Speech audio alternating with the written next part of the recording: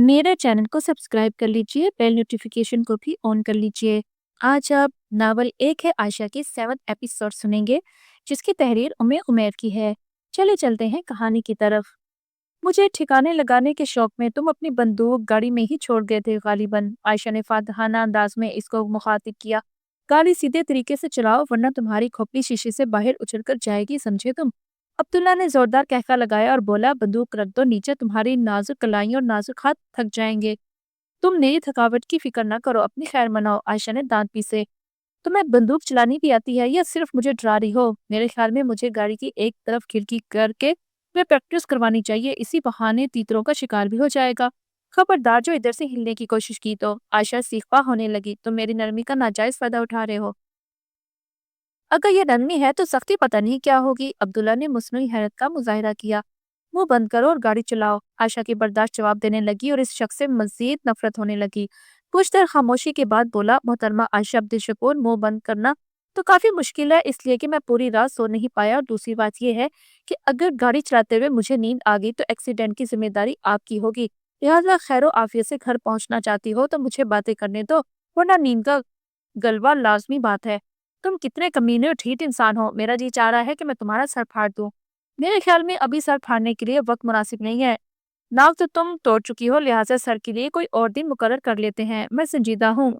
तुम ये बंदूक नीचे रख दो, मैं तुम्हें तुम्हारे घर ही लेकर जा रहा हूँ। जब तक मुझे यकीन नहीं हो जाता ये बंदूक ताने रखूंगी। ताने रखो अगर खुद को थकाने का शौक है। इसके अंदर एक गोली भी नहीं है, ये सिर्फ डराने के लिए रखी थी पास।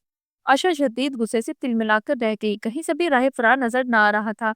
आखिरी हल गाड़ी से कूदने का ही था। इसने सोचा, देखती हूँ गाड़ी जब थोड़ी आहिस्ता रफ्तार में होगी तो कूद जाऊंगी। इस लफंगे के जाल में कभी भी नहीं फंसूंगी। इस घटिया इंसान से बहस से बेहतर है अपने मसनून अस्कार शुरू कर लूं। दिन ही दिन में अपने रब की परवरदिगार की इल्तिजा में मसरूफ हो गई। अब्दुल्ला को इसकी खामोशी काट खा रही थी। इससे रहा ना गया तो बोल उठा, अच्छा ये बताओ, तुम्हें गर्मी नहीं लगती? या सांस बंद नहीं होती तो इतनी शदीद गर्मी में इस तंबू में लपेट कर रह रही हो? मुझे दुनिया की गर्मी मंजूर है, जहन्नुम की गर्मी से। इंतहाई सख्त लहजे में जवाब दिया। गर्मी मुझे या लगे या ना लगे, तुम्हें क्या तकलीफ है? अपने काम से काम रखो। मैं तो सिर्फ अपनी मालूमात में इजाफे के लिए पूछ रहा था कि इस्लामी लिहाज से इसका क्या हुक्म है, या सिर्फ मौलवी हजरात अपनी बीवियों बेटियों को हर वक्त दबाने के लिए हिजाब पर्दे के रट्टे लगाते रहते हैं। तुम जैसे जहलों ने कभी कुरान और सुन्नत का पढ़ा हो तो पता हो कि क्या अहकामात हैं। औरत घर से बाहर निकले तो सर से पांव तक छुपी हो। रसूलुल्लाह सल्लल्लाहु अलैहि वसल्लम ने फरमाया है, औरत पूरी की पूरी छुपाने के लायक है। ये बोलते ही आयशा ने गाड़ी के लॉक को खोलने की कोशिश की, लेकिन नाकाम रही। अब्दुल्ला झट से गाड़ी झुलौट पे ले आया और संजीदगी से गोया हुआ, गाड़ी में सेंट्रल लॉक लगा है। जब तक मैं नहीं चाहूंगा तुम गाड़ी से ना बाहर निकल सकती हो और ना इसका शीशा नीचे उतार सकती हो, समझी तुम? अब आराम से जिधर बैठी हो उधर ही बैठी रहो। मैंने तुम्हें बताया है कि मैं तुम्हें वापस घर ही लेकर जा रहा हूँ, तो फिर तुम क्यों मुझ पे एतबार नहीं करती? तुम हो एतबार के काबिल? इतना सब हो जाने के बावजूद तुम चाहते हो मैं तुम पे एतबार करूं? सवाल ही पैदा नहीं होता। वो गुस्से से चिल्लाई। अच्छा ना करो एतबार। अब तुम्हारे घर से 1.5 घंटे की मुसाफत बाकी है। अगर तुम चाहती हो तो मैं तुम्हें इधर ही उतार देता हूँ। अगर मोटरवे पे गाड़ी चलती तुम्हें लिफ्ट दे देती है तो उसके साथ चली जाओ, शायद तुम्हें कोई एतबारी बंदा मिल जाए। हाँ, उतार दो मुझे इधर ही। आयशा चिल्लाई, तुम पागल तो नहीं हो गई? तुम मेरी जिम्मेदारी हो, मैं तुम्हें लेकर आया हूँ और अभी मैं तुम्हें वापस छोड़कर आऊंगा। प्लीज मेरा यकीन करो, इधर रुककर अपना टाइम जाया मत करो। और अगर तुम्हें लिफ्ट मांगो भी तो लोग तुम्हारे हुलिये से डर जाएंगे। खबरदार तुमने एक लफ्ज में मेरे हुलिये के बारे में कुछ कहा तो, समझे तुम? अच्छा नहीं बोलता। अब सीधे चलते हैं। 6 तो इधर ही बज गए हैं। तुम चाहती हो तुम्हारे बाबा के काम जाने से पहले तुम घर पहुंच जाओ तो फिर आराम से बैठी रहो। तुम्हें कैसे पता चला मेरे बाबा के काम पे जाने का वक्त हो गया है? मुझे सब पता है। पूरे 2 हफ्ते तुम्हारा पीछा किया है, तुम्हारे बारे में तमाम मालूमात हासिल की हैं। तुम्हारी 2 और छोटी बहनें हैं, भाई नहीं है, वगैरह वगैरह। आशा ना चाहते हुए भी धाड़े मारकर रोना शुरू हो गई। शदीद बेबसी और मजबूरी की कैफियत से इसे अंदर ही अंदर छाट रही थी। 10 मिनट के बाद अब्दुल्ला की बर्दाश्त जवाब दे गई तो बोला, बस करो अब ये रोना धोना और मेरी बात गौर से सुनो। मुझे नहीं सुननी तुम्हारी कोई भी बात। तुम कितने बेज़मीर इंसान हो, कितनी अजियत से मैं गुजरी हूँ, और मेरी अम्मी बाबा तुम तो इस बात का अंदाजा भी नहीं कर सकते। तुम्हारे मालो मता ने तुम्हें अंधा कर दिया है। अच्छाई और बुराई में कोई फर्क नहीं नजर आता तुम्हें। जब दिल चाहा, जहाँ दिल चाहा आगे और जहाँ दिल चाहा छट पड़े। लेकिन याद रखो, अल्लाह की लाठी भी आवाज है। इसने तुम्हें ढील दी हुई है, लेकिन जब इसकी गिरफ्त में आ गए तो शायद तौबा का मौका भी ना मिल सके। अब्दुल्ला ने सब खामोशी से सुना और फिर लंबी सांस खींचते हुए बोला, आशा निकाह कर लो मेरे साथ। अब्दुल्ला ने बिना गर्दन बगैर मोड़े किसी लंबी चौड़ी तमहीद के अपने दिल की बात कह डाली। اس کی نگاہیں موٹر پر اور کان جوا کے منتظر تھے۔ عائشہ جو پہلے سے جلی کٹی بیٹھی تھی اس کی بات سن کر گنگرہ گئی، غم سے کانپتی آواز میں بولی، تمہیں پتا ہے کہ تم کیا بول رہے ہو؟ ہاں مجھے پتا ہے میں نے کیا کہا ہے، اور میں اپنے پرش ہوش و حواس میں ہوں، اور میں تمہیں شرعی حق سے حاصل کرنا چاہتا ہوں۔ تمہاری زبان سے لفظ شراب بالکل زیب نہیں دے رہا۔ گھٹیا انسان، اپنی حوث کے لیے شریعت کو استعمال نہ کرو۔ تم اس قابل ہو کہ تم سے میں نکاح کروں؟ کیوں، میں کوئی لولا ہوں، لنگڑا ہوں، ڈھینگا ہوں؟ عبداللہ نے ہوا میں تیر پھینکا۔ سب کچھ ہے تمہارے پاس، اگر نہیں ہے تو دین نہیں ہے، اپنے رب کی مغفرت نہیں ہے، اپنے رب کی معرفت نہیں ہے۔ تمہیں تو جانور کی طرح چرنا اور اپنی نفسیات خواہشات کو پورا کر کے سو جانا ہی آتا ہے۔ تمہیں تو اپنی زندگی کا مقصد بھی نہیں پتا کہ اللہ تعالیٰ نے انسان کو کیوں تخلیق کیا ہے۔ بے شک اللہ نے جنس و انس کو اپنی عبادت کے لیے پیدا کیا ہے۔ ہر وہ کام جو اللہ کی خوشنودی کے لیے کیا جائے وہ عبادت کے زمرے میں آتا ہے، چاہے وہ دعا ہی کیوں نہ ہو۔ ایک رب کو اخلاص اور سچے دل سے پکارنا بھی عبادت ہے۔ میں تم سے نکاح کبھی بھی نہیں کروں گی، اور ویسے بھی وہ نکاح ہی نہیں جس میں ولی کی شمولیت نہ ہو، وہ تو سراسر زنا ہے۔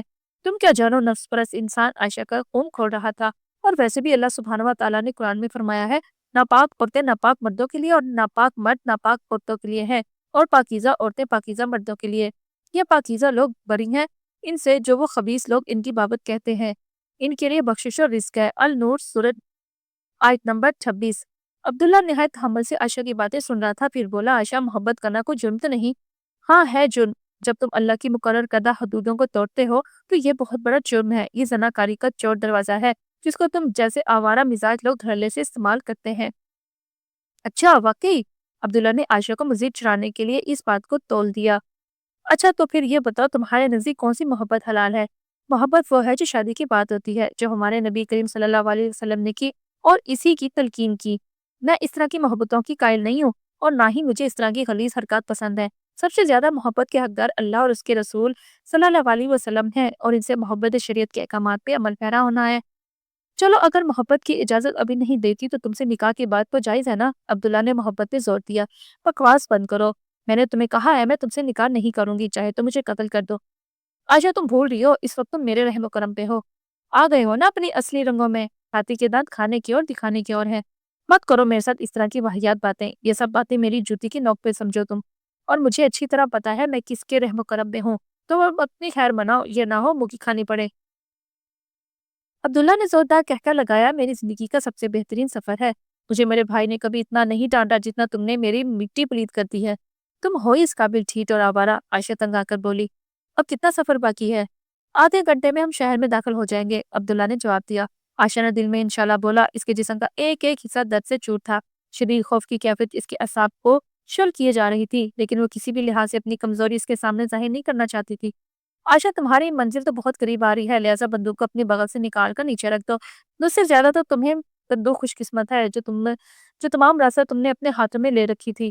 عائشہ نے سنی انسنی کر دی اور کوئی جواب نہ دیا۔ اپنا محلہ بہت قریب تھا، آنسو چھم چھم برسنا شروع ہو گئے، گلا خشک ہو رہا تھا، ایک ایک منٹ گزارنا دشوار لگ رہا تھا۔ اپنی آواز کو قابو کرتے عبداللہ کو بولا، تم نے جہاں سے مجھے اٹھایا تھا وہیں مجھے اتار دو، میں نہیں چاہتی میرے والدین کی جگہ سائی ہو پورے محلے میں اور لوگ باتیں بنائیں کہ جوان بیٹی کس کے ساتھ رات گزار کے آئی ہے۔ جیسے تمہاری مرضی، عبداللہ نے ٹوٹے لہجے میں جواب دیا۔ جانے سے پہلے ایک گزارش ہے کہ نکاح والی بات پہ غور کرنا، میں بھابھی کو تمہاری طرف بھیجوں گا۔ میں نے تمہیں ایک دفعہ انکار کر دیا ہے، تمہیں سمجھ کیوں نہیں آتی؟ میں تم سے شادی نہیں کروں گی، میرا رشتہ طے ہو چکا ہے، چند مہینوں میں میری شادی ہو جائے گی انشاءاللہ۔ عبداللہ نے اپنی رکتی سانس کو باہر کھینچا اور بولا، آ گئی ہے میری عائشہ کی گلی، بکواس بند کرو، آئندہ مجھے نظر نہ آنا، انجام کے ذمہ دار ورنہ تم خود ہوگے۔ دروازہ کھولو گاڑی کا، اور ابھی اسی وقت عائشہ دھاری جیسی عبداللہ نے بریک پہ پاؤں رکھا۔ عائشہ آخری التجا ہے، سن لو پھر تم آزاد ہو۔ عبداللہ نے گردن موڑ کر اس کو مخاطب کیا تو عائشہ نے چہرہ دوسری طرف موڑ لیا۔ سنو، میرا اور تمہارا رب ایک ہی ہے، اگر اس رب نے تمہاری دعائیں قبول کر کے تمہاری عصمت کو محفوظ رکھا ہے تو یہی رب میری بھی دعائیں قبول کر سکتا ہے۔ تم نے کیا کہا تھا کہ دعا کرنا بھی عبادت ہے، تو میری یہ والی عبادت آج سے ہی شروع ہو جائے گی۔ اس کی باتیں سن کر عائشہ کا دل گھبرا رہا تھا۔ میرے ساتھ اس طرح کی باتیں نہ کرو پلیز، مجھے جانے دو۔ نہ چاہتے ہوئے بھی عائشہ اپنا رونا نہ روک پائی۔ عائشہ، میں اپنے وعدے کے مطابق تمہیں واپس لے آیا ہوں، اور اب بھی تم سے وعدہ کرتا ہوں کبھی تمہارے راستے میں نہیں آؤں گا، لیکن تم مجھے میری محبت سے نہیں روک سکتی، میں تمہیں اپنی دعاؤں میں مانگوں گا۔ پہلے مجھے تمہارے چہرے سے محبت ہوئی تھی جو صرف میں نے چند سیکنڈ کے لیے دیکھا تھا، لیکن اب مجھے تمہارے کردار سے محبت ہو گئی ہے، تم مجھے بھی پکارو گی، مجھے اپنا منتظر پاؤ گی۔ خوش قسمت ہے تمہارے والدین جن کی باکردار بیٹی کسی بھی حال میں مایوس نہیں ہوتی۔ میں کبھی بھی تمہاری عزت پہ حرف نہیں آنے دوں گا، ہو سکے تو مجھے معاف کر دینا۔ میرے بھائی اور بھابھی بالکل بے قصور ہیں، وہ اس سارے معاملے سے بے خبر ہے۔ یہ سب میرا کیا دھرا ہے، میں ہار گیا ہوں اور تم جیت گئی ہو۔ کچھ تو جواب دو عائشہ، تمہاری خاموشی مجھے کاٹ رہی ہے۔